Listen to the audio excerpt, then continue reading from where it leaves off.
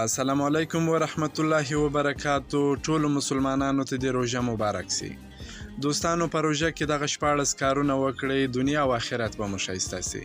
یو خو به مو روژه په صحیح معنا قبوله سي، بل به د ګناهونو څخه راوګرځول سي، او بل به الله تعالی ستاسو ټول ګناهونه در معاف کړي.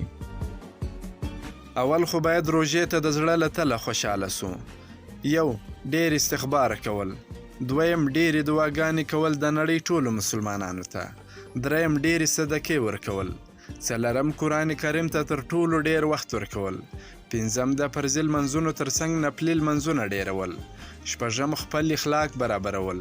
اووم، خلکو ته بخښنه وکړه او له خلکو څخه بخښنه وغواړه.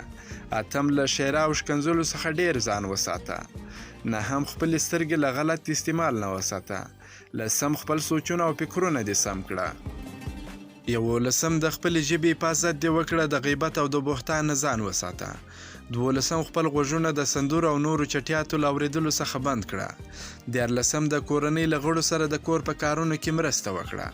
څوارلسم، له لډو ګیمونو او نورو ناروا مجلسونو څخه ډېر ځان وساته.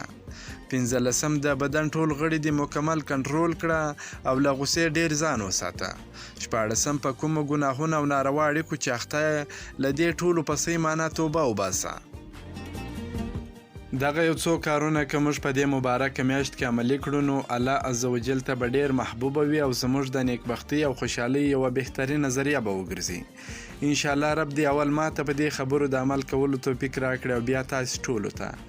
نوټ، د انټرنیټ د استعمال سره ډېر احتیاط وکړي. الله مکړه ستاسې له وجې د یو مسلمان روژه خرابه نه سي. یو ځل بیا د دې مبارکې میاشتې مبارکي ټولو مسلمانانو او په خاصه توګه افغانانو ته وایم. تر بلې ویډیو پورې د الله په امان.